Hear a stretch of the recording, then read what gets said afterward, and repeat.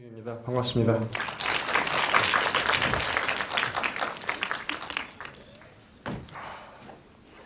여기 인터스텔라 안 보신 분 좀 있으시네요.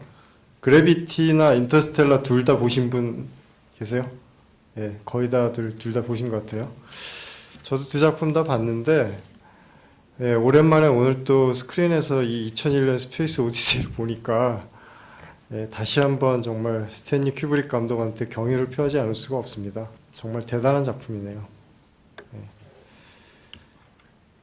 40년이 훨씬 넘었는데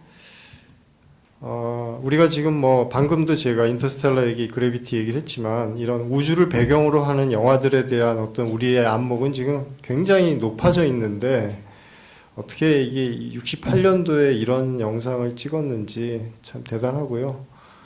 그리고 더 놀라운 것은 그 영상보다 오히려 더 깊이 있는 어떤 연출과 메시지, 스토리 같은 것들.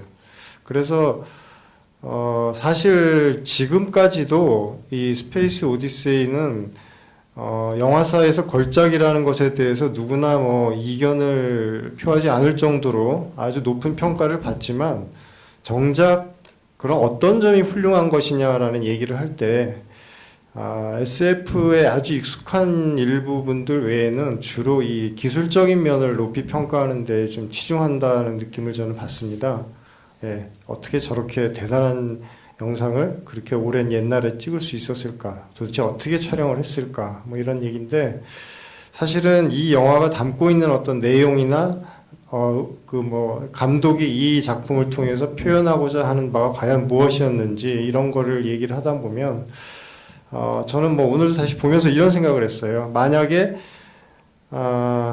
우리 지구인들보다 더 진보된 어떤 지적인 외계 문명이 만약에 지구에 와가지고 이 지구의 호모사피엔스라는 인간이 이 광대한 우주 안에서 자기들의 존재를 어떻게 인식하고 있고 또 우주를 어떻게 바라보고 있는지 이 호모사피엔스가 자기네들 스스로에 대한 어떤 존재의 어떤 그 의미랄까 우주에서 자기네들의 위치랄까 뭐 이런 여러 가지 우주를 배경으로 두는 그 철학적인 문제, 존재론이나 인식론적인 면에서 어떻게 파악하는지를 궁금해 한다면 뭐 여러 자료들을 보겠지만 뭐 그래서 SF 영화에도 지금 제가 말씀드린 이런 장면들이 사실 많이 나오죠. 뭐 여러분들 잘 아실 만한 것들 중에 그 제5 원소에도 보면 그 여자 주인공이 문헌이라든가 여러 가지 자료를 통해서 인류의 역사를 그냥 이렇게 속독을 하는 그런 연출이 나오긴 하는데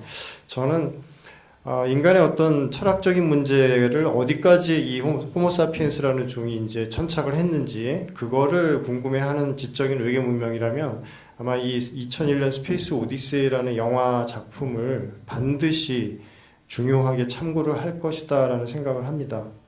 네, 그래서 저도 사실 이 영화를 처음 봤을 때는 굉장히 난해했고요. 심지어 중간에 졸기도 많이 졸았고 그랬는데 다행히 아까 저 끝나고 타이틀에도 좀 나왔지만 이 시나리오를 스탠리 큐브릭하고 같이 쓴 그 세계적인 SF 작가이자 미래학자였죠. 아서 클라크 경이 이 2001년 스페이스 오디세이를 이제 소설로 썼죠. 그래서 그게 지금 우리나라에도 번역이 되어 있는데 그 소설을 읽으시면 이 영화가 도대체 무슨 얘기를 하고 있는 건지에 대한 이해가 훨씬 더 도움이 되실 겁니다.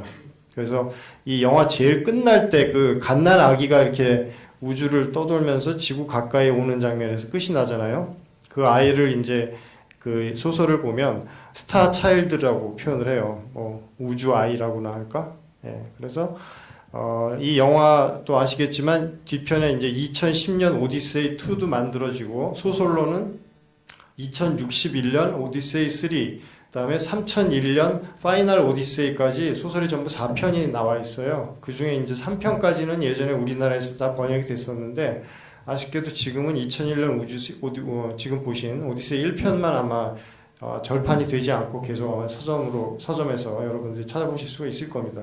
궁금하신 분은 뭐 도서관 같은 데를 보시면 오디세이 2, 3도 소설판은 구해보실 수는 있을 거고요. 저는 개인적으로 소설판 2편 2010년 오디세이 2가 소설의 그 스페이스 오디세이 시리즈 중에서도 제일 좀 감명이 깊었어요. 그래서 뭐 80년대에 학교에 공부하러 안 가고 가방 속에 딱 스페이스 오디세이 소설책 한 권만 넣어가지고 학교에 가서 하루 종일 그것만 읽었던 기억도 나고 그렇습니다. 네, 좀 서론이 길었는데요.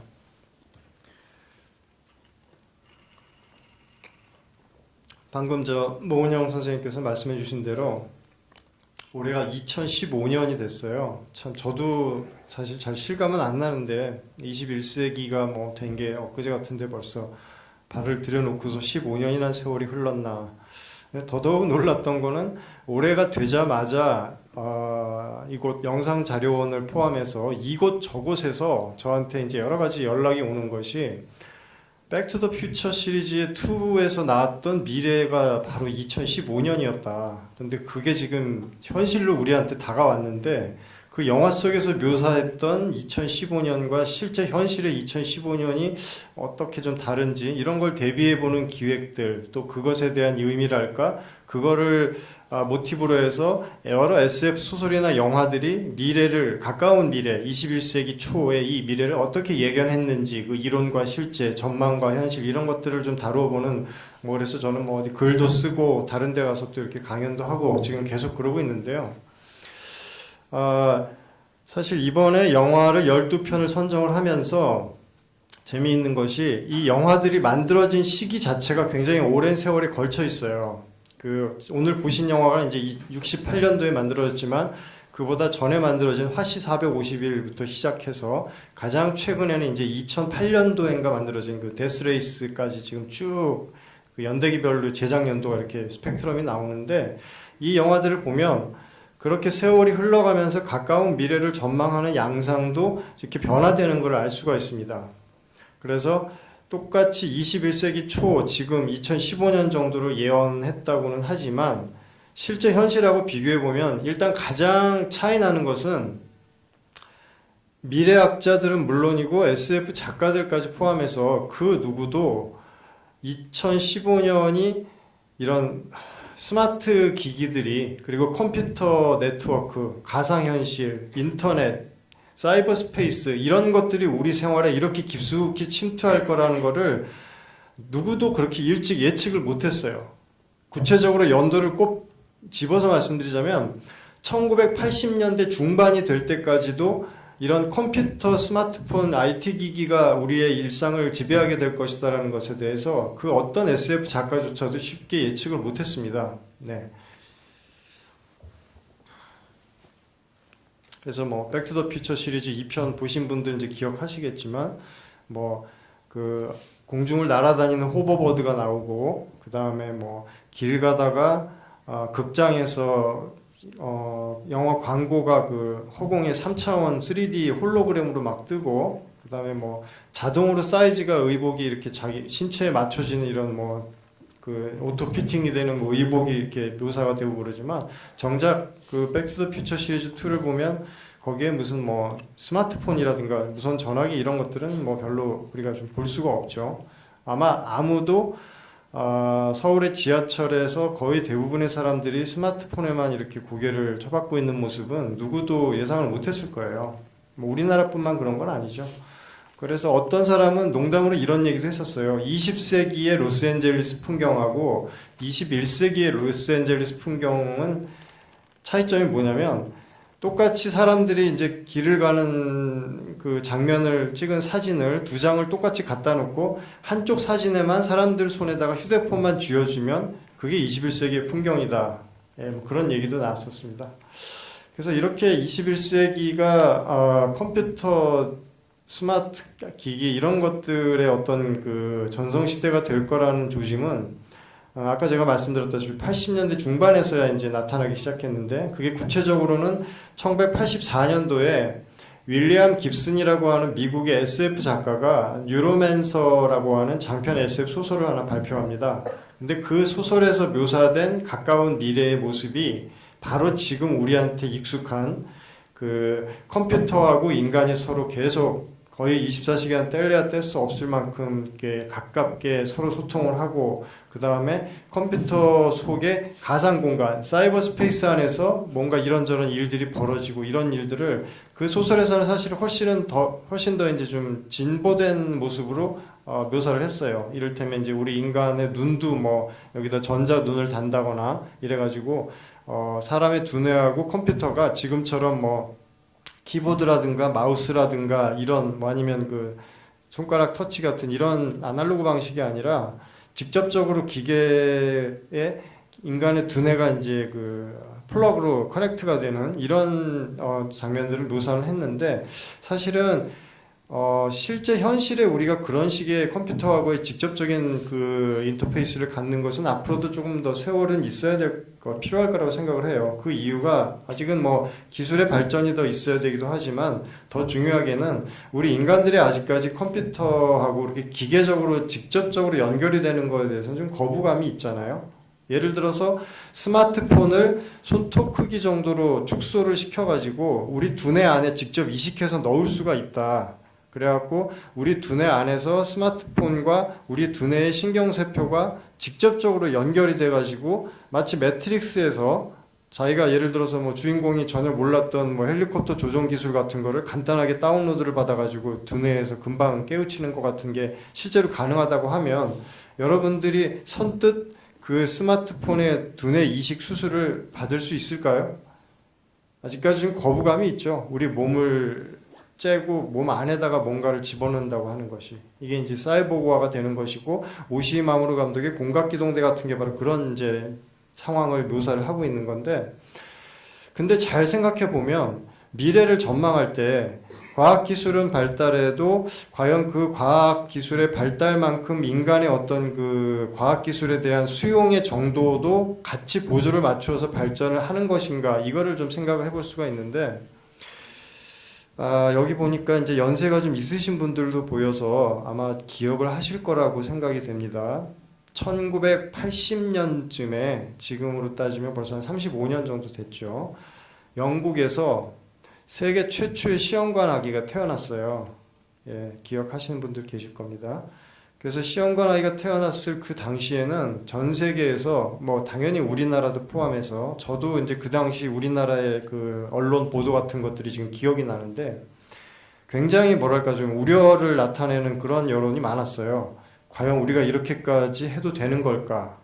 정자와 난자가 서로 만나서 수정을 하는 것은 여태까지 인류 역사상 인간의 몸속에서만 이루어졌던 일인데, 우리가 이거를 시험관에서 강제로 인공수정을 하는 거를 지금 처음 그때 시도를 한 거란 말이죠. 그렇게 해서 아이가 태어났다. 우리 이래도 될까? 특히 이제 종교 계통에서는 우리 인간들이 이렇게까지 신의 영역을 함부로 침범해서 큰일 난다. 이런 방법으로 태어난 아이가 나중에 자라서 어떻게 우리들하고 뭐 별 차이가 없을지도 검증도 안 된 거고, 그러니까 굉장히 그런 우려들이 많았는데, 지금은 어떻습니까? 아무도 시험관 아기의 시술 방법을 통해서 태어난 사람들을 차별하지도 않을 뿐더러, 그렇게 태어난 사람들이 일반 자연수정을 통해서 태어난 사람들하고 겉모습이나 이런 것도 전혀 구별도 안 되잖아요. 그리고 그때 당시에 태어났던 영국에서 태어난 최초의 시험관 아기 여자였는데, 그 뒤에 결혼해서 또 아이 낳고 지금 잘 살고 있습니다. 그리고 심지어 지금 우리나라는 전 세계에서 시험관 아기 시술의 성공률이라든가 시술의 어떤 그 시도 빈도 자체가 세계적으로도 굉장히 높은 나라 중에 하나예요. 제 개인적으로도 뭐 아주 가까운 친구 중에 하나가 결혼해서 한 10년 동안 아이를 못 가지다가 마지막으로 시험관 아기 시술을 좀 해보자 해가지고 여러 번 시도한 끝에 지금은 딸아들 쌍둥이 이렇게 해가지고 초등학교 지금 이제 5학년 다니는데 잘 크고 있습니다. 그래서 30몇 년 전에 우리가 이 시험관 아기 시술이라고 하는 어떤 새로운 과학 기술에 대해서 가졌던 여러 가지 우려라든가 경외심이라든가 뭐 분명 당연히 거긴 기대도 있었지만, 이런 것들이 지금 우리가 더 발전한 과학 기술에 대해서 갖는 어떤 거부감들하고 서로 이렇게 대비를 해보면 아마도 우리의 아이들 세대, 지금 초등학생 정도의 세대들이 자라서 어른이 될 때는 새로 나온 뭐 마이크로 스마트 칩 이건 내 두뇌에다가 업그레이드 해가지고 새로 이식해볼까? 이런 게 아주 자연스럽게 이루어지는 세상이 되지 말란 법이 없죠. 예.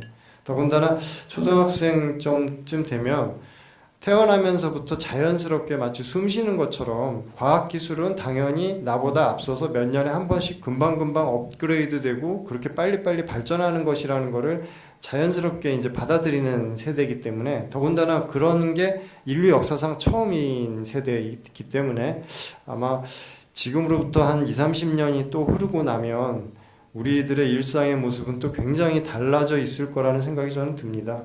네. 근데 이번에 보시는 이제 12편의 영화들을 이렇게 보면 21세기 초반이라고 하는 이 가까운 미래를 전망하는 그 어떤 시야에서 이제 몇 가지 흥미로운 점을 볼 수가 있어요. 그게 뭐냐면, 이거 역시도 이제 연세가 좀 있으신 분들은 기억을 하실 텐데, 1990년대 한 중반 정도가 되기 전까지는 우리가 생각하는 미래 세계의 모습이라고 하는 것이 어땠을까요? 예를 들어서 뭐 제가 70년대에 뭐 초등학교 다닐 때 그때 이제 국민학교였는데 21세기 미래 도시의 모습 그러면 하늘을 찌르는 마천루들이 그냥 쭉쭉 서 있고 자가용 비행기 또는 자가용 뭐 그 1인용 어떤 비행 물체 같은 것들이 그냥 하늘을 줄지어서 날아다니고 그리고 가장 이제 빠질 수 없는 하나의 어떤 상징적인 모습이 신혼여행이나 또는 뭐 환갑 기념여행 같은 거를 우주선을 타고 우주정거장이나 달로 가는 한마디로 우주시대가 우리가 가졌던 20세기의 미래상의 가장 대표적인 모습이었거든요. 사실 그런 모습은 오늘 방금 보셨던 이 스페이스 오디세이 영화에도 잘 드러나 있죠. 2001년이라고 하면 이미 지금으로부터 따져도 14년 전 과거고요. 심지어 2010년 오디세이 2조차도 지금으로부터 따져서 5년 전의 과거입니다. 근데 현실은 어떤가요? 뭐 목성은 고사하고 아직까지 뭐 화성까지 유인 우주선을 언제 보내니 마니 뭐 이런 얘기를 하고 있고 마지막으로 인간이 달에 간 뒤에도 벌써 세월이 40년이 훨씬 넘게 흘렀어요. 1972년인가 아마 그럴 겁니다. 마지막 아폴로 우주선이 달을 갔다 온 게 그 이후로 아무도 인간이 다시 달에 간 그런 역사가 없죠. 네. 그래서 이 60, 70, 80, 그러니까 60, 70년대까지 막 불타올랐던 우주 시대라고 하는 어떤 미래에 대한 전망이 왜 방향을 틀었을까? 이게 좀 흥미로운 것 같아요. 그리고 SF 영화들 중에서 이런 미래를 전망한 작품들을 쭉 보면 그런 식의 어떤 미래 전망도 하나의 어떤 트렌드가 있는데 그 트렌드들이 이렇게 계속 바뀌어 오는 걸 좀 볼 수가 있습니다.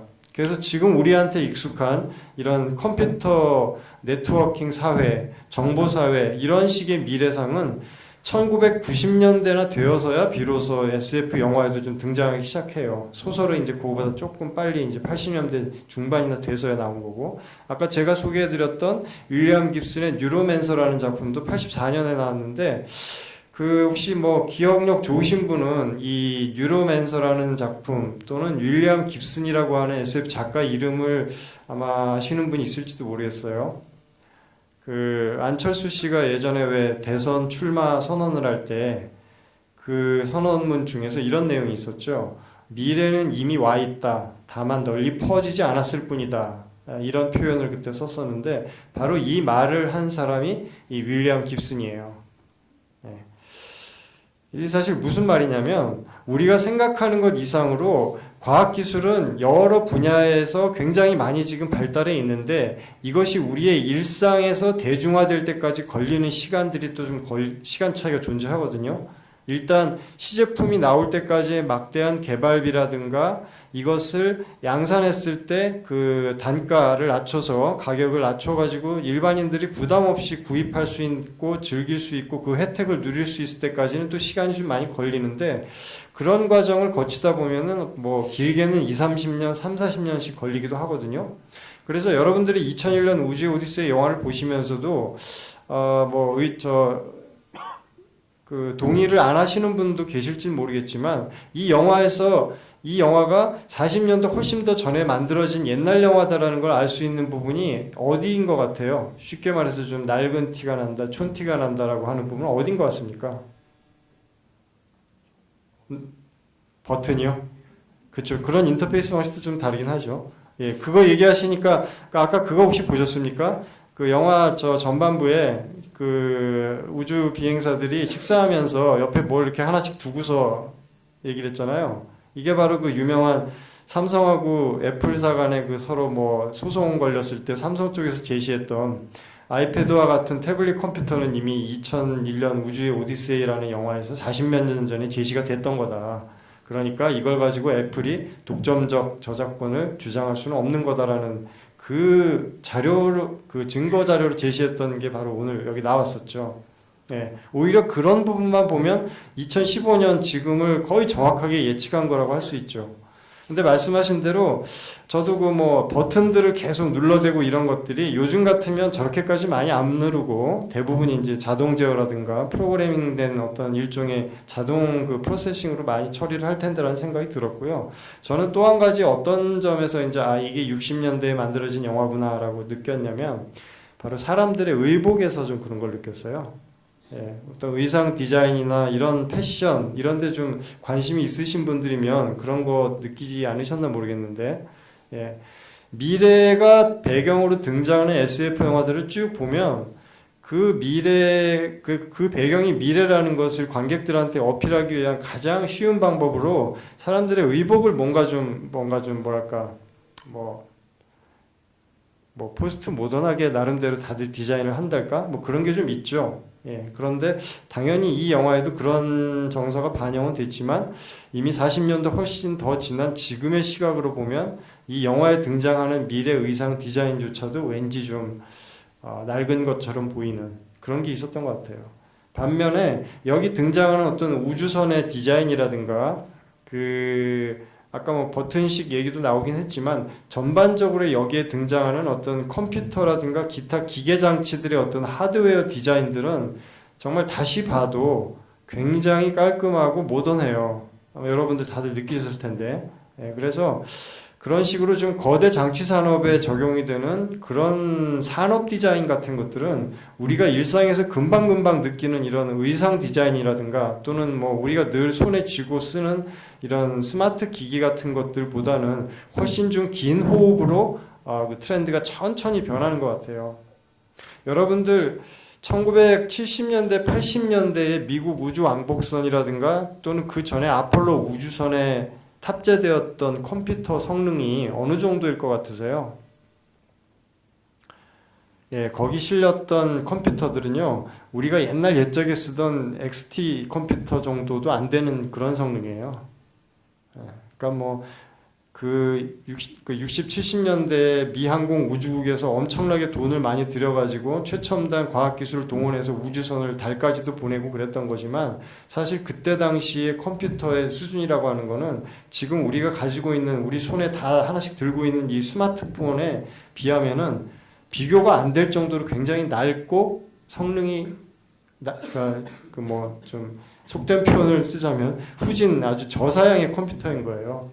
왜냐하면 그만큼 많은 정보를 처리할 게 사실은 없는 거거든요. 그 이후에 자동화되고 컴퓨터가 업그레이드 된 것은 사람이 다 수동으로 조작하던 거를 하나씩 자동으로 옮겨가면서 거기에 어떤 부가적으로 CPU가 업그레이드 되고 그런 거지 가장 기본적인 어떤 그 궤도의 계산이라든가 지구에서 달까지 어떤 궤도를 탈 것이며 다시 지구로 돌아올 때 대기권에서 어떤 각도로 진입을 해야지 안전하게 들어올 수 있는가 그 진입 각도의 계산이라든가 이런 것들은 사실 따지고 보면 뭐 이공계통 쪽 좀 아시는 분은 잘 아시겠지만 그게 그렇게 굉장히 고난도의 어떤 연산 능력을 요구하는 그런 것들은 아니거든요. 아마 여기 또 저 최근에 개봉했던 그 이미테이션 게임이라는 영화도 보신 분이 아마 계시겠지만 앨런 튜링이라는 사람이 오늘날의 그 컴퓨터의 기초가 되는 이제 자동 연산 계산기를 그때 1940년대 처음 만들었는데 그런 어마어마하게 큰 자동 계산기 이런 것들은 사실 요즘 우리가 쓰고 있는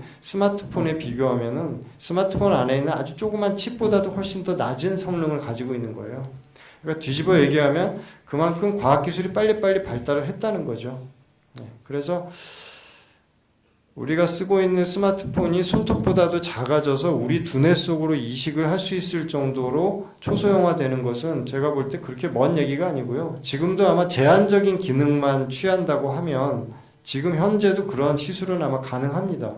실제로 저 영국의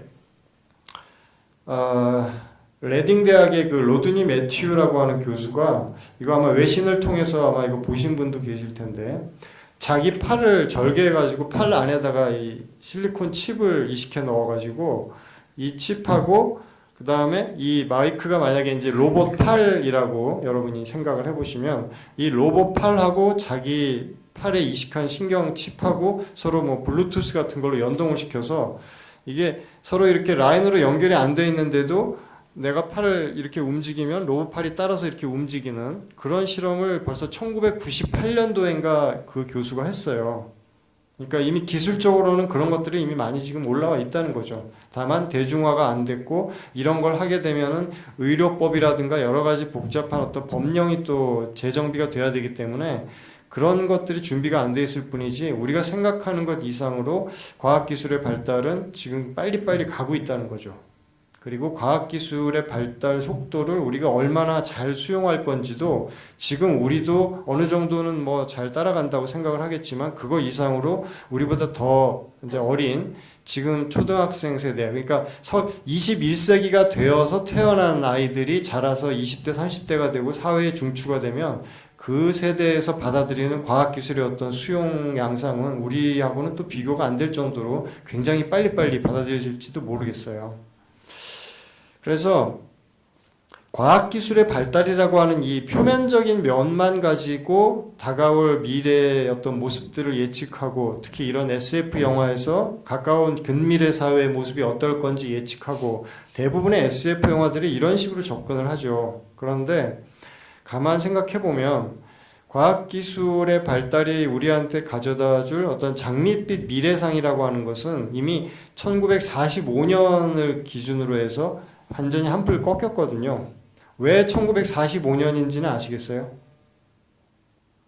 1945년에 인류 역사상 최초로 그 원자폭탄, 핵폭탄이라는 게 터졌어요. 그래서 1945년 이후로 우리 인간들이 새롭게 어떤 자각을 하게 됐냐면 과학기술이 우리한테 장밋빛 미래상만 가져다 줄 거라고 생각을 해왔었는데 잘못하다가는 이게 우리를 잡아먹을 수도 있겠구나라는 어떤 위기의식을 갖게 된 겁니다.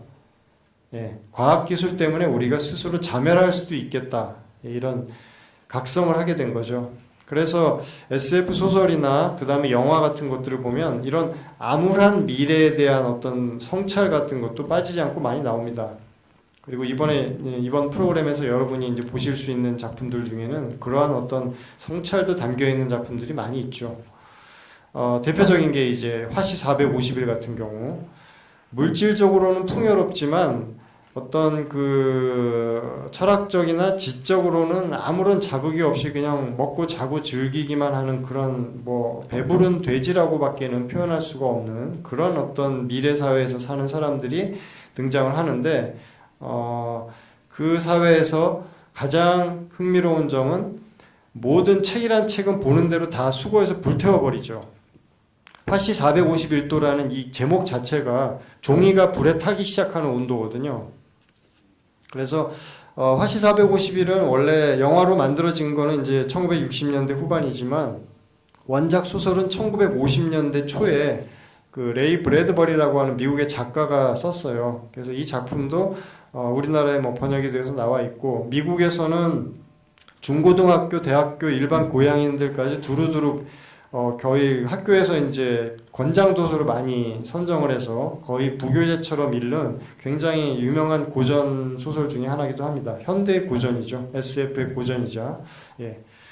그 다음에 역시 스탠리 큐브릭 감독이 연출했던 시계 태엽 오렌지 같은 경우도 가까운 미래 사회, 사실은 이 시계태엽 오렌지에서 상정하고 있는 미래 사회는 21세기 초까지도 안 가는 것 같아요. 아마 1980년대, 90년대 정도? 지금 시점으로 보면 이미 지나간 과거를 배경으로 하는 것 같은 그런 모습인데, 이 영화에서 중요한 것은 과학기술의 발달뿐만 아니라 인간의 어떤 사회 제도나 그 공동체적인 어떤 그 윤리의식이나 인간에 대한 어떤 그 휴머니티가 얼마나 잘 사회 차원에서 공공적으로 잘 유지가 되고 보장이 되고 서로 배려하고 돌보는 사회가 되어가고 있는가에 대한 그러한 철학적인 질문을 던지고 있는 거거든요.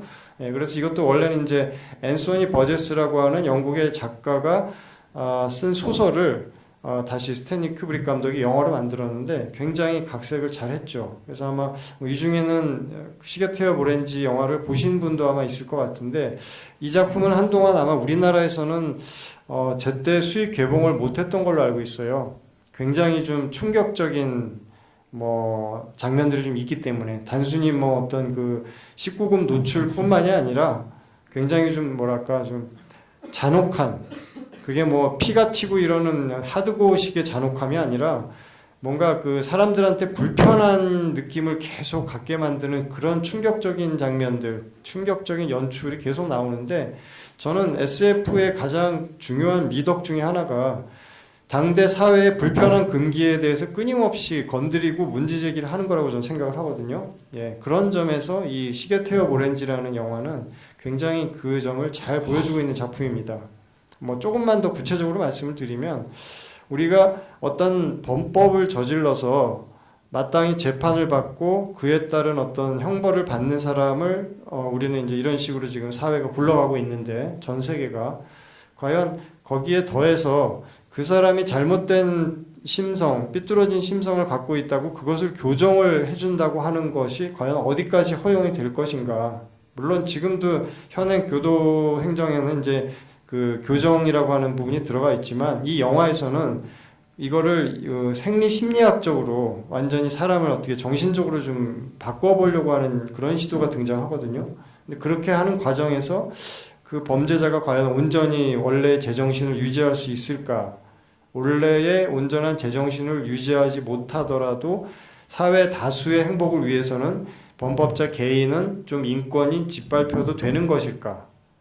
어디까지 짓밟아도 되는 걸까? 이런 굉장히 금방 답이 안 나오는 이야기를 훌륭하게 영화로 잘 발언을 하고 있죠. 예. 그리고 이제 이번에 보시는 영화들 중에는 그 비슷하게 약간 디스토피아적인 가까운 미래 사회를 그린 일본 영화가 들어가 있죠. 그 이와이 슌지 감독의 그 스왈로우 테일 버터플라이라는 작품하고 또 문차일드라는 작품하고, 그 이와이 슌지 감독은 우리나라에서도 굉장히 유명하기 때문에 스왈로우 테일 버터플라이는 아마 보신 분도 좀 있을 거고요. 국내 그 영화 그 기억하시는 분들이 좀 있는데, 사실 이 문차일드라고 하는 영화는 별로 알려지지 않았어요. 우리나라에도 제가 알기로는 영화제에서 상영을 하고 일반 극장 개봉을 했는지를 잘 모르겠고, DVD 같은 게 출시가 됐었는지도 잘 모르겠고, 일본 대중음악을 혹시 좋아하시는 분이라면 하에도라든가 갸트 같은 일본의 유명한 그 가수들이 주연을 했다라는 그런 화제성은 있는데, 근데 이번에 이제 문차일드가 들어간 이유 중에 하나로, 이 영화는 너무 또 미리 자세히 얘기하면 안 될 테니까 서기 2000년부터 2045년까지를 이렇게 순차적으로 이렇게 띄엄띄엄 보여주면서 계속 어떤 특정 지역이 배경으로 등장을 하거든요. 근데 문차일드도 그렇고 스왈로우 테일 버터플라이도 그렇고 지금 이런 문제는 현재 우리 사회에서도 저는 상당히 좀 진행이 되고 있는 거라고 보는데, 갈수록 빈부의 격차가 심해지면서 소득 수준이 낮은 어떤 그 하층 계급 사람들의 수가 점점 늘어나는 거죠. 그래서 이 사람들이 어떤 식으로든 더 나은 생활을 위해서 활로를 모색하는 과정에서 자연스럽게 어떤 슬럼가 같은 걸 형성을 하게 되고, 때로는 그 슬럼가라고 하는 것이 동아시아 지역 전체를 아우르는 중국, 한국, 일본 이 중에 어느 한 곳에 동아시아의 그 경제 난민들이 집결을 하게 되는 그런 상황을 어떤 기본 배경으로 깔고 있어요. 두 작품 다.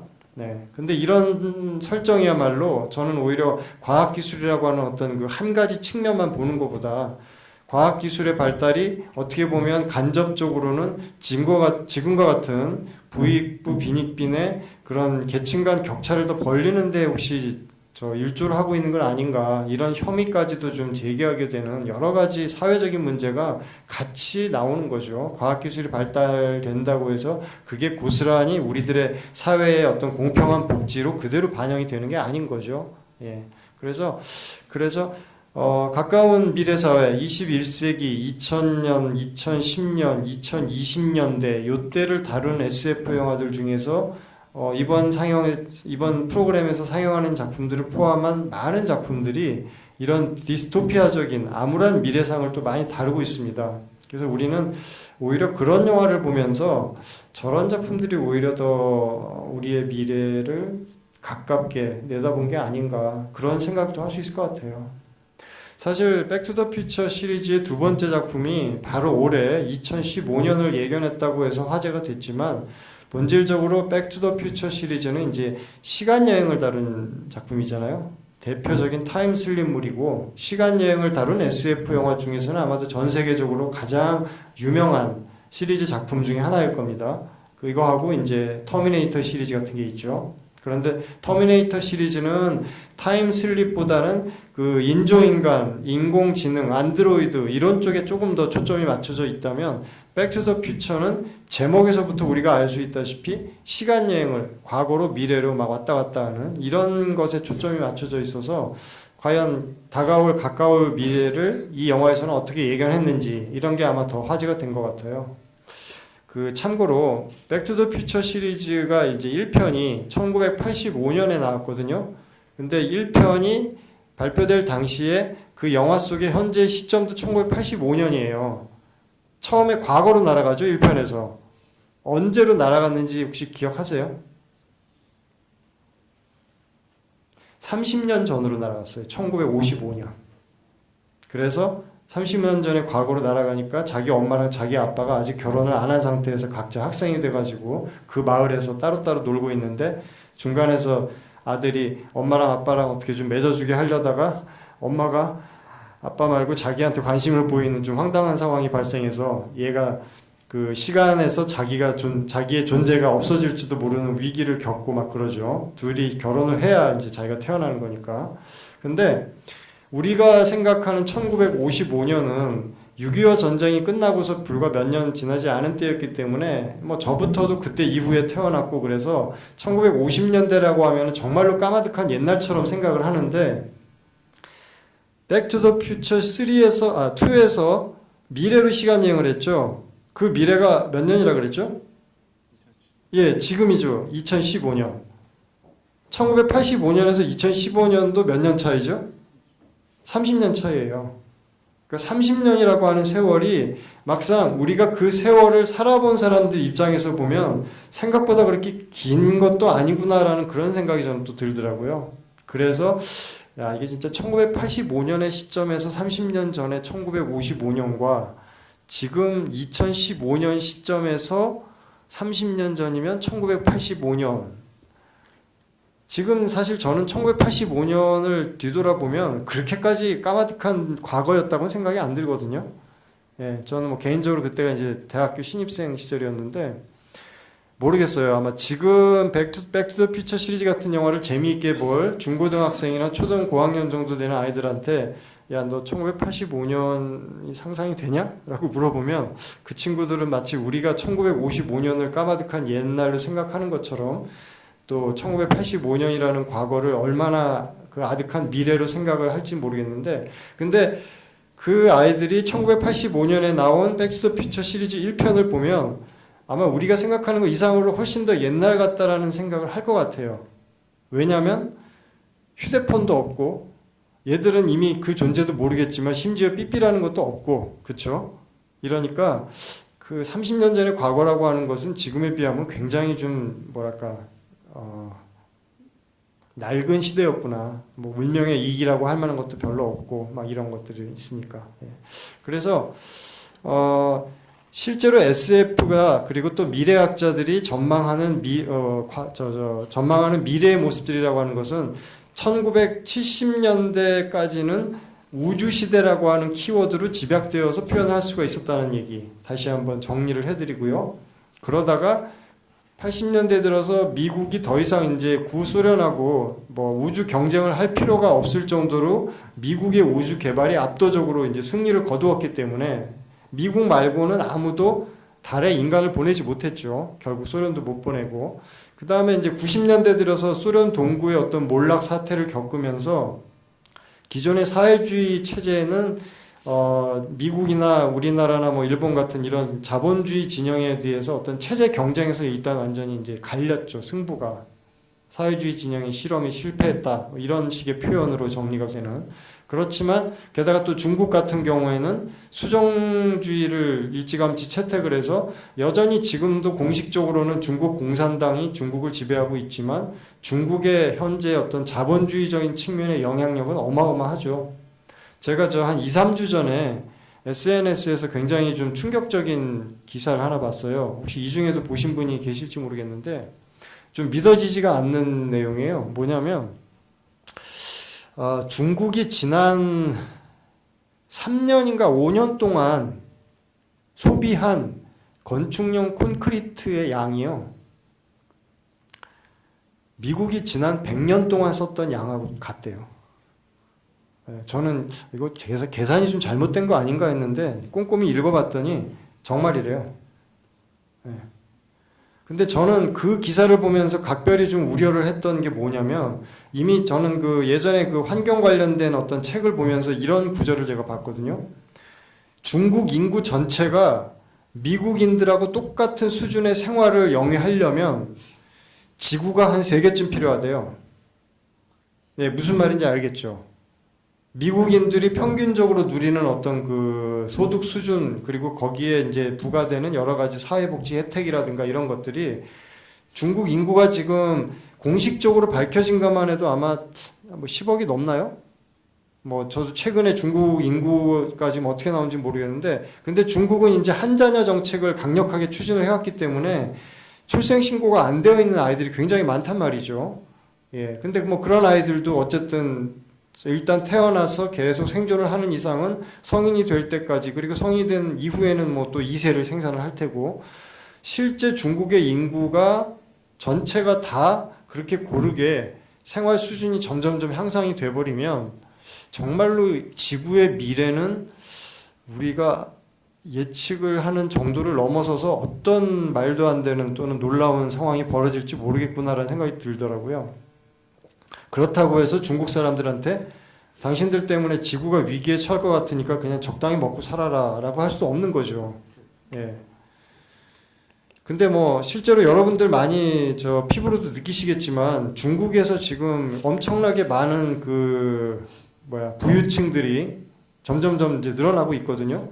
저도 뭐 엊그저께 무슨 TV 프로그램을 보는데 뭐 중국의 진짜 돈 많은 부자들은 쇼핑을 할 때 뭐 어디 명품 샵에 들어가 가지고 실제로 봤대요. 목격을 한 사람이 이런 얘기를 하는 걸 들었는데 명품 샵에 들어가 가지고 이거 빼고 이 가게에 있는 거 전부 다 주세요. 이렇게 쇼핑을 하는 사람도 있대요. 예. 예, 그래서 뭐 우리나라를 포함해서 전 세계적으로 지금 뭐 자연을 개발하는 것에 대해서 환경을 우리가 얼마나 오염시키고 지구 생태계를 파괴하는 것에 대해서 많은 우려를 또 하고 있고 또 많은 SF 영화나 소설들이 그런 점들에 대해서 우려스러운 시각으로 묘사를 하고 있는데 그럼에도 불구하고 자본주의와 사회주의 어떤 체제 경쟁에서 일단 승리한 자본주의 체제에서는 어떤 개인의 영리를 추구하고 기업의 영리를 추구한다고 하는 이 자본주의의 기본 논리를 뭐 이거를 체제 차원에서 어떻게 막을 수가 없잖아요. 그거는 이제 다들 배격하는 무슨 전체주의 원리가 되는 거니까 모르죠. 뭐 나중에 이제 전지구적인 인류의 위기에 닥치면 그때는 우리가 뭐 정신을 차려가지고 우리 좀 자제합시다 뭐 이런 얘기가 나올 수도 있겠지만 적어도 지금은 중국을 포함한 많은 신흥 개발국들이나 이렇게 점진적으로 그 생활 수준이 올라가는 나라들이 뭐 사실은 소련도 그렇고요. 지구 전체의 어떤 자원 소비량이라든가 이런 거를 계속 올리는데 이제 크게 일조를 하고 있단 말이죠. 그래서 뭐 새로운 에너지 개발, 탄소 배출권을 거래함으로 해서 탄소 배출량 자체를 막자. 그래도 지구 온난화는 막을 수 없다. 뭐 이런저런 인류의 위기에 대한 전망들이 계속 나오고 있고, 그러한 위기를 영상으로 생생하게 보여주는 SF 영화들도 많이 나오고 있습니다. 그래서 사실 이번 기획전에서 한번 틀었으면 좋았겠다 싶은 작품들 중에는 그 매드맥스 시리즈 영화도 있어요. 매드맥스 시리즈 영화는 아마 지금 여기에 20대나 그보다 더 젊으신 분들은 아마 잘 모를 수도 있는데, 그 멜 깁슨이라는 배우가 출세하게 되었던 그런 영화 시리즈예요. 호주에서 처음 만들어져서 나중에 2편, 3편은 이제 미국에서 또 블록버스터급으로 만들어진 건데, 그 매드맥스 시리즈의 설정이 기본이 그거예요. 자원을 계속 퍼내다 보니까 인류가 에너지 위기를 겪게 되고, 그 과정에서 한정된 에너지를 갖고 서로 국가들끼리 싸우다가 전쟁이 벌어져가지고 전 지구가 그냥 황폐화가 되었고 그냥 무법천지가 되었다. 이런 설정을 배경으로 깔고 이야기가 시작하는 영화예요. 그래서 그 매드맥스 시리즈를 보면은 오로지 그 가솔린, 자동차 기름을 가지고 이거를 어떻게든 뺏어갖고 그걸로 자기가 이제 타고 다니는, 뭐 주로 자동차고 어떨 때는 뭐 1인용 헬리콥터도 등장하고 그러는데, 이런 걸 타고 정처 없이 돌아다니면서 그냥 약탈만 하고 다니는 거예요. 식량도 약탈하고 에너지도 약탈하고, 그러니까 한 곳에 정착해서 뭔가 문명을 새로 재건을 해야겠다는 그런 생각들을 하는 게 아니라 그냥 마치 원시시대 정착 이전의 인류 역사처럼 약탈하는 시대로 돌아간 것 같은 그런 암울한 디스토피아를 전제를 해놓고 이 매드맥스 시리즈가 계속 이어져요. 근데 작년에 보니까 이 매드맥스 시리즈가 이제 다시 리메이크가 되는 모양이더라고요. 예고편이 이제 나왔는데 또 영상이 굉장히 멋있습니다. 그래서 사실은 올해 좀 기대하고 있는 작품 중에 하나인데, 올해 뭐 SF 영화 팬들이라면은 기대할 만한 작품들이 좀 몇 있죠. 스타워즈 시리즈도 다시 나온다고 하고, 가장 최근에는 제가 엊그저께 또 본 예고편 중에는 그 픽셀이라고 하는 재미있는 영화가 있더라고요. 요즘 젊은 분들은 잘 모르실 텐데 80년대, 90년대에는 그 전자 오락실이라는 게 저 동네마다 다 있어가지고 거기에 가서 다들 전자 오락을 했거든요. 거기에 가서 무슨 뭐 패크맨이라고 하는 게임도 하고 그랬는데, 이런 것들을 인류의 타임캡슐에 집어넣어가지고 우주로 쏘아보냈는데 어떤 외계인이 이걸 받아가지고 그거하고 똑같이 생긴 그 로봇 괴물들을 지구에 보내서 그 전자오락기 안에 패크맨 같은 캐릭터가 거대한 괴물로 나와서 지구를 침공한다는 그런 내용이래요. 근데 예고편을 보니까 얘기만 들으면 참 말도 안 되는 엉터리 같은데 정말로 리얼하게 잘 묘사를 했더라고요. 이게 다 컴퓨터 그래픽 기술이 발달을 해서 지금은 인간이 상상력이 못 따라갈 뿐이지, 인간이 상상하는 그 어떤 것이든지 2차원 스크린에는 다 실감나게 이제 구현을 할 수가 있는 그런 이제 영화 기술이 됐거든요.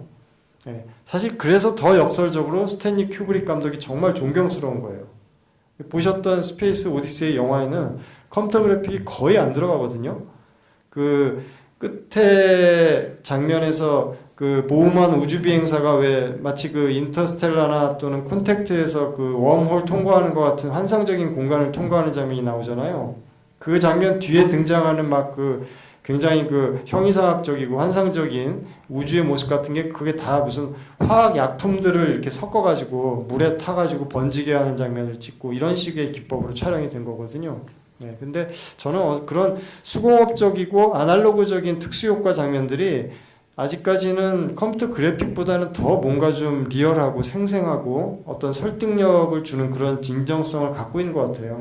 그래서 아마 그런 것도 이제 컴퓨터 그래픽 기술이 더 발달하다 보면 아마 이제 어떤 식으로 만들어진 건지 구별을 못할 정도로 더 발달은 할 텐데, 아무튼 지금 현재는 이 영상 기술이라고 하는 것도 거의 우리 인간의 눈에 극한까지 끌어올려진 그런 기술을 지금 이제 구현을 하는 것 같습니다. 뭐 그 영상의 어떤 그 화질이라든가 해상도에 대해서도 좀 관심이 있는 분들은 아시겠지만, 요즘은 이제 그 일반인들이 쓰는 캠코더가 요즘 주로 많이 쓰는 게 화질이 어떤 거죠? HD급을 주로 쓰잖아요.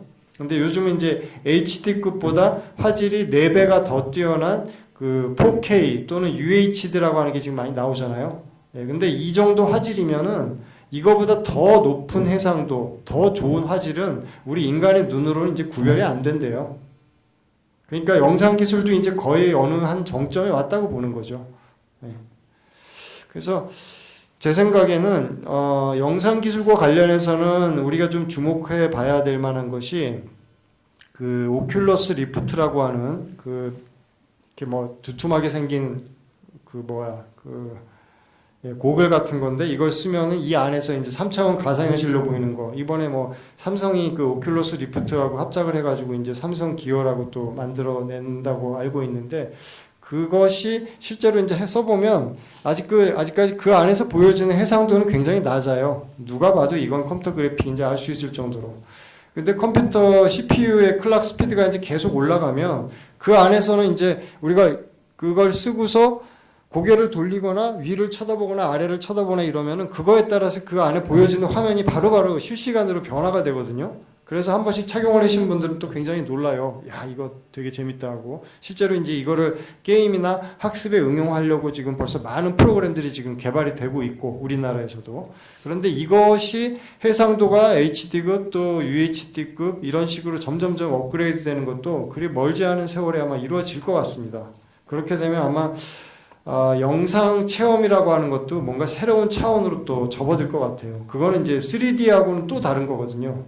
우리가 기존에 봐왔던 3D라고 하는 것은 그냥 뭐 평광 안경 같은 거 쓰고서 여기 나오는 영상을 이제 3차원적으로 보는 정도인데 그거는 정말 자기 눈으로 보여지는 이 실제 현실이 그런 것처럼 보여주는 기계이기 때문에 이걸 통해서 얻을 수 있는 영상 체험은 아마 또 극장에서 이렇게 대화면으로 보는 영상 체험하고는 아마 또 다르게 될 거예요. 거기에 플러스 사운드 뭐 그리고 심지어는 뭐 감각 촉각이라든가 뭐 그 후각 같은 것까지 같이 서포트 해줄 수 있는 그런 어떤 새로운 체험기가 나오게 되면 그리고 그런 것들이 그 정도까지 되려면 결국 어느 순간에 제가 생각하기에는 아마 우리 두뇌하고 직접적으로 연결이 되는 어떤 그런 식의 인터페이스를 택할 것 같거든요. 네.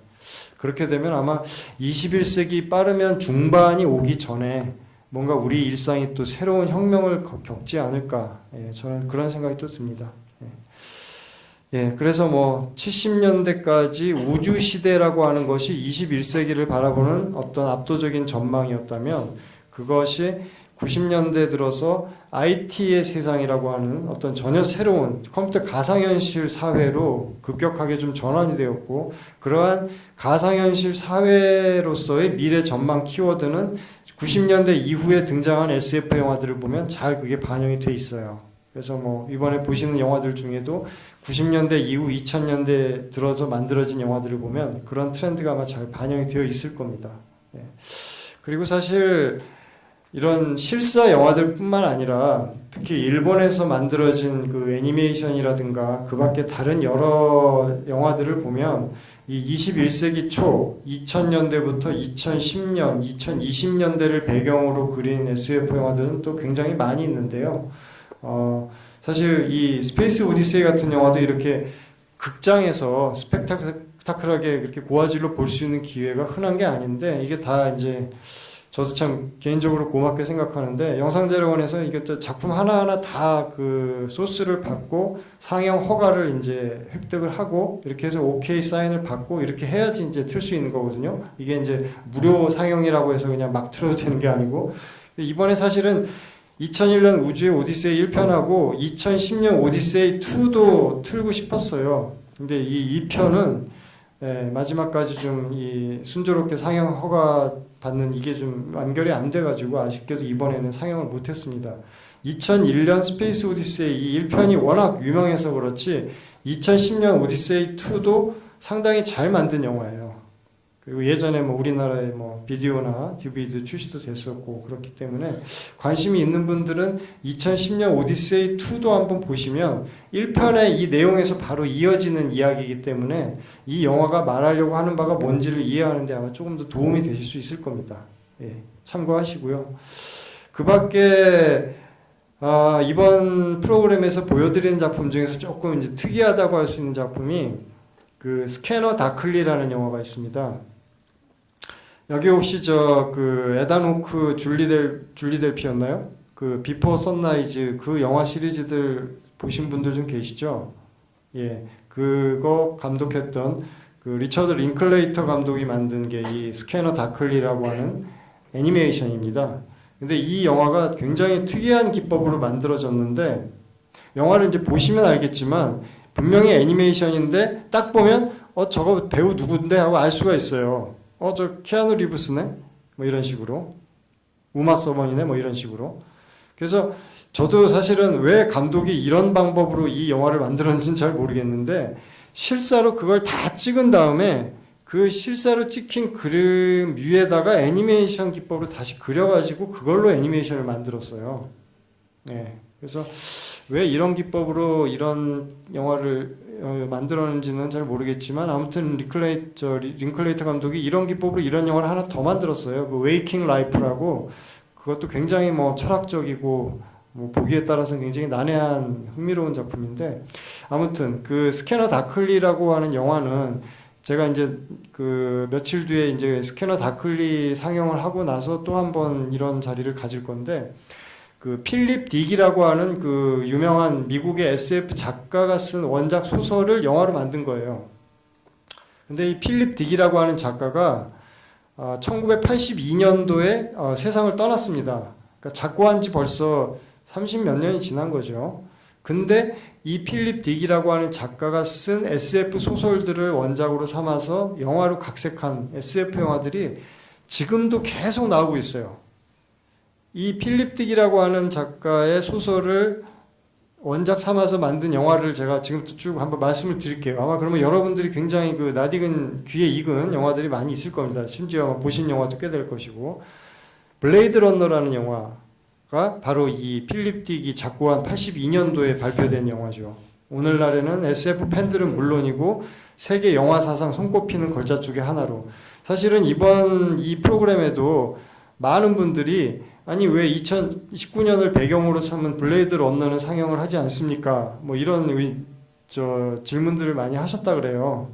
예, 사실 뭐 2019년을 배경으로 한 정도까지는 이번 프로그램에서 사용을 할 수도 있었을 텐데 이 영화는 사실 그렇게 프로그램 중에 하나로 싹 묻혀가지고 상영하기에는 좀 굉장히 여러모로 좀 아까운 영화거든요. 그래서 아마 몇 년만 더 참으시면 블레이드 러너는 아마 다시 또 여러분들이 영상 자료원 시네마테크에서 보실 기회가 아마 있지 않을까 저도 기대를 해봅니다.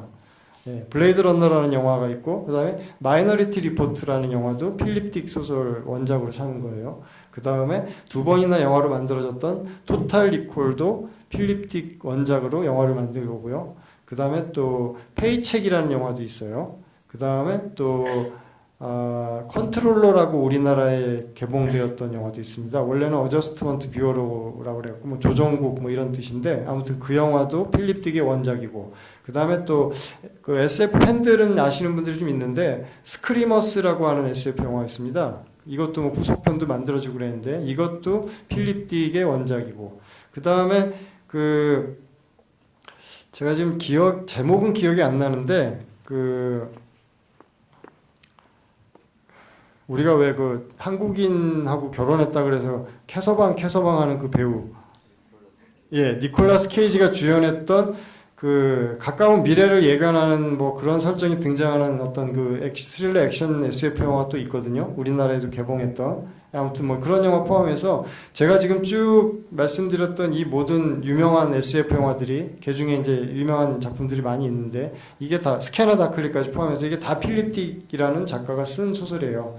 그래서 필립 딕 작가가 많은 SF 작가들이 있지만 유독 이렇게 사랑받고 주목받고 작고한 지 30년이 지났는데도 끊임없이 조명을 받는 이유가 심지어는 이제 뭐 21세기 들어서는 미국 주류 문학계에서 노벨 문학상 후보로 오를 수도 있지 않았겠느냐 이런 얘기까지 할 정도로 재조명을 받는 사람인데 그 이유가 어떻게 보면 미래 전망하고 직결이 되는 그런 어떤 인간성에 대한 문제를 계속 천착을 했던 사람이에요. 제가 지금 말씀드리는 영화들의 어떤 공통적인 정서라고 하는 게 뭘까 한번 생각을 해보세요. 주인공이 계속 어떤 정체성의 위기를 겪는 얘기잖아요.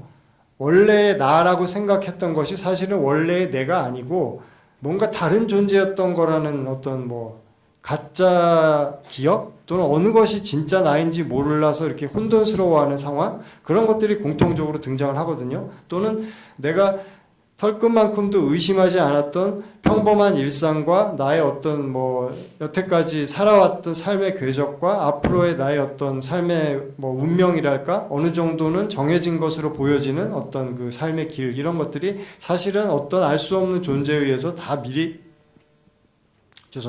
규정이 되어 있었다라는 식의 설정이 많이 등장하는데, 바로 이런 것들이 과학기술이 발달하고 산업사회로 계속 넘어가면서 우리 인간들 개개인은 현대사회에서 개인의 어떤 창의성이라든가 자기 삶의 자기 의지가 어느 정도 강력하게 관철이 되는지에 대해서 그렇게 마음대로 영향력을 행사할 수가 없는 세상이 지금 돼버린 거잖아요.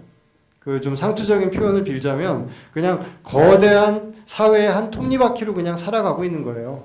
그렇죠? 먹고 살기 위해서 힘들게 돈을 벌고 그러다가 이제 가끔씩 이제 여가를 즐긴다거나 그냥 자기의 개인적인 문화 생활을 즐긴다고 해서 이렇게 뭐 가끔 영화도 보고, 대부분의 사람들은 일상에 매몰되다 보면 더 이상 이런 문화 생활 쪽에 내가 좀 투자를 해야겠다거나 그런 걸 통해서 어떤 인문 사회학적 가치나 철학적인 어떤 자기 성찰 이런 것에 좀 생각을 그래도 놓지 않고 살아야겠다라는 그것조차도 상실해버리는, 그냥 현대 산업사회에서 그냥 어떤 마치 화씨 450일에서 묘사되고 있는 그 미래 사회의 인간들처럼 배부른 돼지같이 그냥 아무 생각 없이 그냥 살아가고 있는 거 아닌가, 이런 것에 대해서 끊임없이 문제를 제기하는 걸 필립 딕이라는 작가가 작품을 통해서 했던 거예요. 그래서 혹시 필립 딕이라는 작가에 대해서 관심이 생기셨다면 이 사람의 주요 작품들이 우리나라에서도 다 지금 번역이 되어서 좀 나왔고 또 나오고 있고 그러니까 한번 참고해 보셔도 좋을 겁니다. 블레이드 러너의 원작 소설도 그 안드로이드는 로봇 양의 꿈을 꾸는가라는 제목으로 번역이 이제 우리나라에 됐고 그렇습니다. 그 밖에 이제 뭐 나는 전설이다 같은 경우는 뭐 에볼라 바이러스라든가 또는 뭐 그 조류 독감이라든가 이런 식의 어떤 팬데믹 재난 상황, 그 생물학적 재난을 다루고 있는 영화들인데, 이런 위협도 언제나 우리가 살아가면서 맞닥뜨리게 되는 그런 위협 중에 하나고요. 실제로 인류 역사에서 그런 생물학적 재난 때문에 심각한 위기를 겪기도 했고요. 중세 유럽에서 그 패스트 흑사병이 한번 유행을 해가지고 그때 당시 유럽 인구의 제가 알기로 아마 3분의 1인가가 줄었다고 알고 있어요. 지금 생각해보면 정말 어마어마한 거거든요. 우리나라 인구가 뭐 5천만이라고 했을 때 전염병이 돌아가지고 이 중에서 한 1,500만 명이 죽는다고 상상을 해보세요. 상상이 안 되죠. 근데 인류 역사에 실제로 있었던 일이기 때문에 사람들은 끊임없이 생물학적 재난에 대해서도 계속 이렇게 SF 영화라든가 소설이라든가 또는 현실에 비슷한 양상이 조금만 나타나도 어떻게든 조기에 통제하려고 사회적 자본을 투입을 하는 겁니다. 그런 가능성에 대한 걸 짚은 것도 이번에 영화를 보시게 되는 거고요. 그리고 그 이전에도 또 만들어진 적이 있고, 그 다음에 이 데스레이스라고 하는 작품도 상당히 흥미로운데 이 영화도 리메이크고요. 원래 만들어진 첫 번째 작품은 1980년대에 처음 만들어진 걸로 제가 기억을 하는데, 그때 설정이 그냥 단순히 이거예요. 이 자동차라고 하는 것이 점점점 발달을 해서 사람들이 다들 이 스피드에 열광을 하게 된 거죠. 그래서 이 데스레이스의 설정이 좀 극단적이에요. 미국 대륙을 이제 횡단을 하면서 자동차 경주를 하는데 얼마나 많은 사람을 치어 죽이느냐에 따라서 점수를 매기는 거예요. 그래서 TV 중계를 계속 합니다. 오늘은 이 경기자들이 어느 도시에 들어왔는데 그 도시에 살고 있는 분들은 뭐 조심하라고 하고, 그러면서 또 동시에 또 반대자들은 도로에다가 이렇게 폭탄 같은 걸 매설해가지고 경기자들의 자동차를 막 날려버리기도 하고, 그런 굉장히 좀, 그러니까 이건 미국에서도 메이저 영화는 아니고 미국의 어떤 그 독립 소자본 SF 영화였는데 그런 만큼 오히려 더 굉장히 과감하게 그런 설정을 집어넣었던 거죠. 그래서 영화가 나오고 나서 오랫동안 컬트 SF 영화로 회자가 되다가 또 이렇게 이번에 보시는 작품처럼 리메이크도 되고 그렇게 된 겁니다. 뭐 재미있는 에피소드는 그 오리지널 데스레이스를 보면 그 오리지널 영화의 제목이 데스레이스 2000이에요. 2000년을 말하는 거죠. 거기에 이제 무명 시절에 람보 찍기 전에 무명 시절에 실베스터 스텔론이 거기 등장을 합니다. 머신건 조 그래갖고 기관총을 막 쏘면서 자동차를 운전하는 뭐 그런 에피소드도 있는데 아무튼 이렇게 미래를 전망하는 다양한 모습들을 여러 가지로 감안을 해서 이번에 프로그램이 된 작품들이고 이 중에 많은 작품들이 정말 커다란 스크린에서 이렇게 볼 수 있는 기회가 정말 흔치 않은 작품들이기 때문에 여러분들 시간이 있으시면 한번 꼭 감상들을 해보시길 권합니다. 물론 뭐 상영하는 작품들 하나하나가 다 의미가 소중하지 않은 건 없지만 뭐 예를 들어서 뭐 스캐너 다컬리 같은 영화를 우리나라에서 극장에서 필름으로 볼 수 있는 기회가 과연 이번에 지나고 나면 또 언제 있을지 모르겠어요. 나중에 뭐 필립 딕 회고전이라도 혹시 한다면 그때 또 모르겠지만 하여튼 여러 가지 좋은 기회인 것 같으니까 일단 뭐 개인적으로는 주최 측에도 감사를 드리고요. 또 오늘 이렇게 늦은 시간까지 남아서 제 말씀 들어주신 여러분들께도 다시 한번 감사를 드립니다. 늦은 시간이긴 한데 혹시 뭐 질문 있으시면 좀 받고 말씀 나눠도 될까요? 아무 어떤 내용이든지 좋습니다. 오늘 보신 영화라든가 이번 프로그램에서 상영하는 영화에 대한 내용이라든가 또는 그냥 SF에 대한 어떤 일반적인 내용이라든가 다 좋습니다. 뭐 질문 있으시거나 아니면 뭐 꼭 이 자리를 빌어서 한번 같이 나누었으면 하는 선생님 생각이라든가 뭐 이런 게 있으면 질문. 예, 우리 남자분.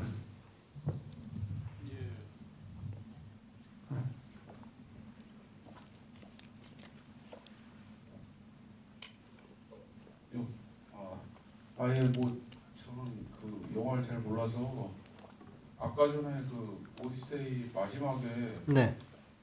뭐 이렇게 밑에 밝은 게 있고 네. 주인공이 혼자 이렇게 식사를 하고 뭐 늙어가는 게 나오는데 그렇죠. 어떤 의미인지 잘 이해가 안 돼가지고 네. 그런 거 설명을 좀 해주셨어요. 예.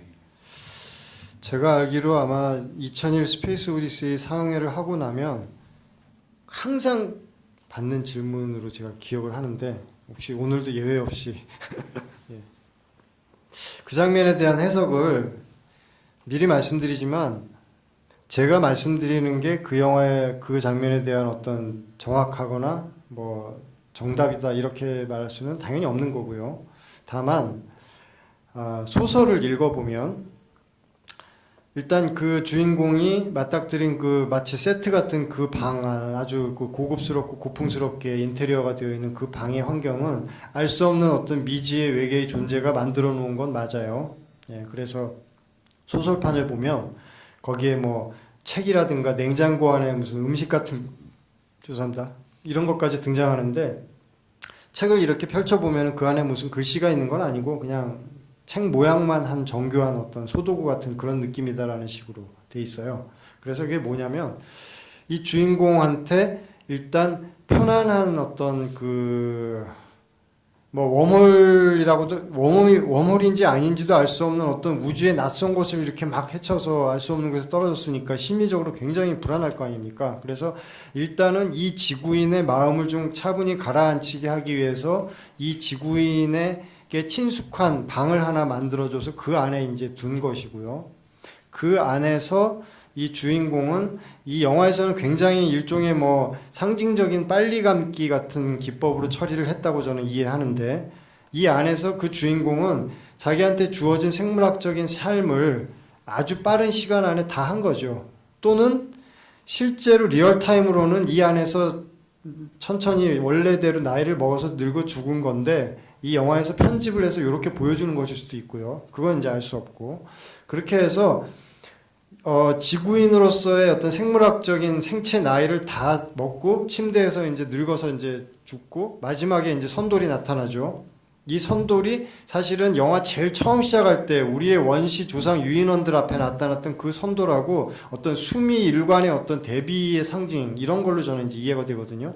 그래서 이 선돌이 다시 나타나서 자기 나이를 다하고 죽은 이 지구인으로부터 새로운 지구인의 어떤 생명을 이걸 뭐 굳이 저는 환생이라고 표현하고 싶지는 않고요. 어떤 지구인의 생리학적, 생물학적 그 정보를 가지고 아까 말씀드렸던 스타 차일드라고 하는 것을 새로 이제 잉태시켜서 태어나게 한 것이죠. 그래서 이 새로운 스타 차일드라고 하는 어떤 뭐 신인류라고도 표현할 수 있을 테고 어쩌면 뭐 초인류라고 할까 뭐 이런 정도의 암시만 주면서 여기선 사실은 오픈 엔딩으로 끝나는 건데 2편을 이제 보면 소설에서 이 스타 차일드가 1편 마지막 장면이 이 스타 차일드가 이제 지구로 오는 거죠. 2편에서는 지구 인류가 아닌 태양계에 존재하는 어떤 다른 천체의 또 다른 식의 암시가 등장을 해요. 그래서 지구인들한테 경고를 줘요. 이 스타 차일드가. 제가 지금 스포일러가 되니까 어디라고는 얘기는 안 하는데 태양계를 다 탐사해도 좋은데 여기는 가지 마. 여기는 건드리지 마. 이런 경고를 해요. 외계인이. 그 경고도 직접 외계인이 나타나서 경고하는 게 아니라 이 스타 차일드나 혹은 우주에 떠도는 먼지들이 갑자기 사람 모양으로 이렇게 뭉치더니 그게 끔뻑끔뻑하면서 어떻게 말로 뭐 메시지를 전달할던가 뭐 그런 연출이 나옵니다. 그래서 이 스페이스 오디세이 2편은 그대로 또 영화로 다 옮겨지지는 않았는데 어쨌든 뭐 한번 관심이 있으시면 찾아보시면 될 것 같고요. 마지막 장면 질문하신 것에 대해서 저는 뭐 그런 정도의 해석으로 저는 일단 받아들이고 있습니다. 그래서 뭐 그 사람이 지구 인류를 대표해서 그 선돌의 외계인, 지적인 초월적 외계인한테 어떤 거대하게는 지구 인류에게 어떤 그 경고를 하는 것 같아요. 그러니까 다른 외계를 건드리지 말라는 경고도 경고지만 이건 사실은 그 조디 포스터가 나왔던 그 콘택트에서 나온 외계인이 주는 메시지하고 조금 저는 비슷하다고 보는데 과학기술을 위태롭게 어쨌든 잘 발전시키면서도 핵폭탄이라는 것도 만들어냈으면서 그리고 그 밖에 여러 가지 많은 문제들을 스스로 일으키고 있으면서도 어쨌든 스스로 멸망하지 않고 자멸하지 않고 잘 지금 어쨌든 가고 있는 우리 인류라서 앞으로도 좀 제발 말썽 부리지 말고 좀 슬기롭고 현명하게 좀 잘 살아라. 뭐 그런 약간 좀 너무 교과서적인가요? 하여튼 그런 경고를 주는 식으로 해석할 수 있을 것 같아요. 예, 소설까지 읽고 나면 저는 그런 방향으로 해석이 그래도 가장 좀 설득력이 있다고 저는 생각을 했습니다. 예, 답이 됐을지 모르겠네요. 감사합니다. 예. 또 질문이나 뭐 말씀하고 싶은 거 있으신 분 계신가요? 예, 없으면 마치도록 하겠습니다. 긴 시간 감사합니다.